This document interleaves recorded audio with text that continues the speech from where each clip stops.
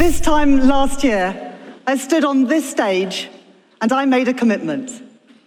I promised that we would get Britain building again. We're in government today because we changed our Labour Party and we now have the chance to change our country for the better. Trust is hard-earned, but it's easily squandered. Just ask the Conservatives. They paid the price for their incompetence, their dishonesty and their rule-breaking.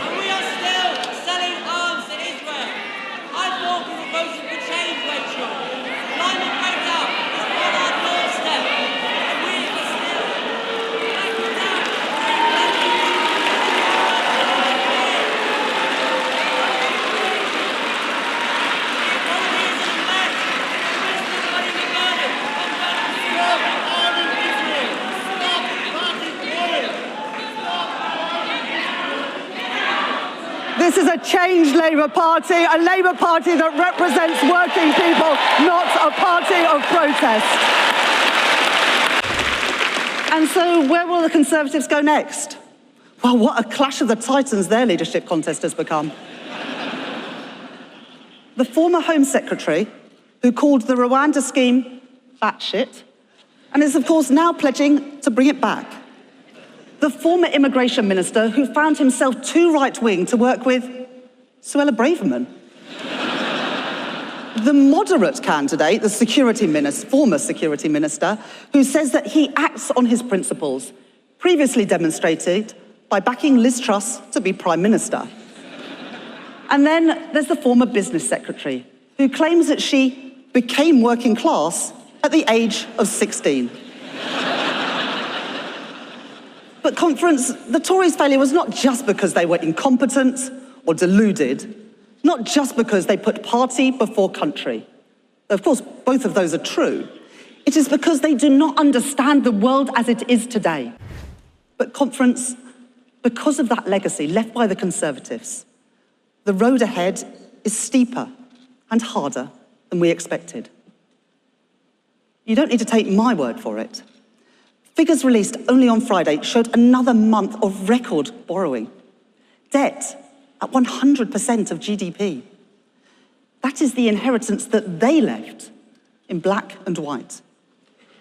In my first weeks at the Treasury, the true extent of the Tories' irresponsibility was revealed to me. £22 billion of spending plans this year that the previous government did not disclose, which they had no plan to pay for, and which they had covered up from Parliament and from the British people. Departments had been allocated money that they were spending, but which did not exist. The money was not there. A £22 billion black hole, which, if not tackled now, will pose risks for years to come. That included more than £6 billion overspend on the asylum system, including their failed Rwanda policy. Almost £3 billion on rail projects. The nation's reserve, intended for genuine emergencies, set to be spent 3 times over, only 3 months into the financial year. They were reckless, they were irresponsible, and they acted in that way, not because they believed it was right for our country, but because they believed it might rescue their party from defeat. They promised solutions that they knew could never be paid for, roads that would never be built, public transport that would never arrive, and hospitals that would never treat a single patient. They showed no regard for ordinary working people, and they did not care about the consequences. And I made the choice to means test the winter fuel payment so that it is only targeted at those most in need. I know that not everyone in this hall or in the country will agree with every decision that I make. But I will not duck those decisions. Not for political expediency, not for personal advantage. Faced with that £22 billion black hole that the Conservatives left this year, and with a triple lock ensuring that the state pension will rise by an estimated £1,700 over the course of this Parliament, I judged it the right decision in the circumstances that we inherited. And so 1 year ago, I promised you that this Labour government would wage a war on Tory waste. It has begun. I pledged that we would aim to halve government consultancy spend, and we have already announced savings this year.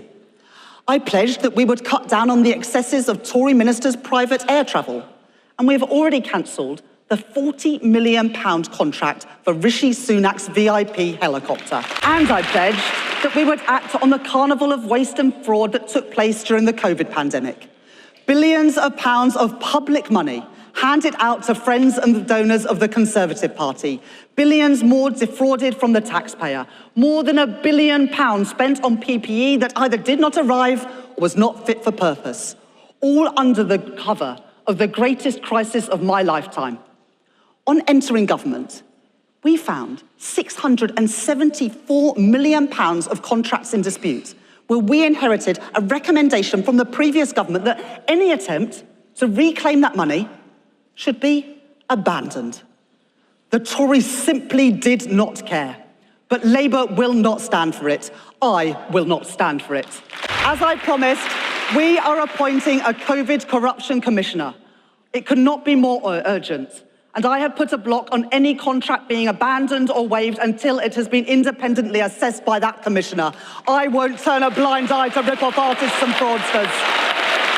I won't turn a blind eye to those who use a national emergency to line their own pockets. I won't let them get away with that. That money belongs in our police, it belongs in our health service, and it belongs in our schools. And conference, we want that money back.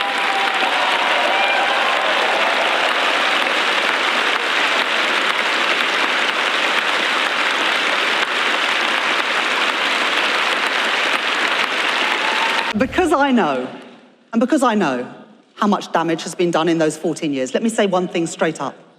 There will be no return to austerity. And my budget will keep our manifesto commitments. Every choice we make will be within a framework of economic and fiscal stability. You'd expect nothing less. We said we would not increase taxes on working people, which is why we will not increase the basic, higher or additional rates of income tax, national insurance or VAT. And we will cap corporation tax at its current level for the duration of this Parliament. We will end the non-dom tax loopholes, and we will crack down on tax avoidance and tax evasion. That is the difference that a Labour government will make. And conference, we will enact another manifesto commitment, because I know every parent has aspiration for their children. And I know the strain that our state schools have been under. This government will introduce VAT on private school fees to invest in our state schools.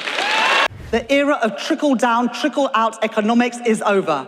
And so I can announce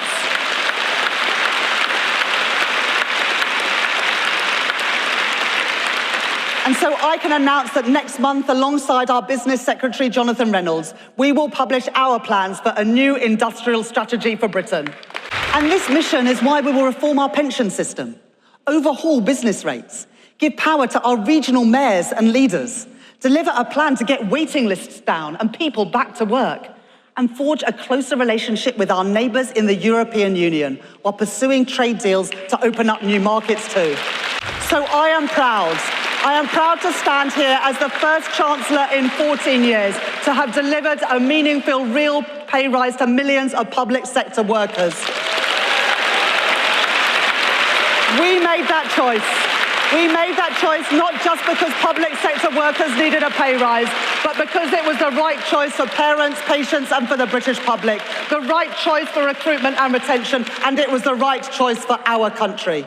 If the Conservative Party, they want to fight about this, if they want to argue that we should have ignored those pay review bodies, that public sector workers should fall further behind the cost of living, that ordinary families should pay the price of industrial action, if the Conservative Party want to fight about who can be trusted to make the right choices for our public services and those who use them, then I say, bring it